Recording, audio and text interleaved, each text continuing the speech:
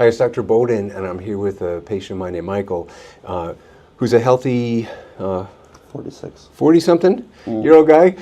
Michael and I worked together for a number of years before he decided to have a transplant. So in other words, he did medical therapy, I think still on medical therapy. We did a round of platelet-rich plasma, and then he opted to do a transplant. Michael had diffuse thinning really throughout. My ultimate goal for every single patient is that whatever we do appears natural. Obviously it has to be medically safe, but natural appearing is critical, and I really think it looks like we've achieved that. Michael is a medical professional, he's in the public eye. You got nice hair, but no one would ever guess you've had a hair transplant.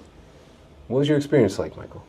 From day one to the medical therapy, to the procedure day, to the recovery, was all very smooth, well-oiled, and felt very cared for. Why did you decide to have a transplant?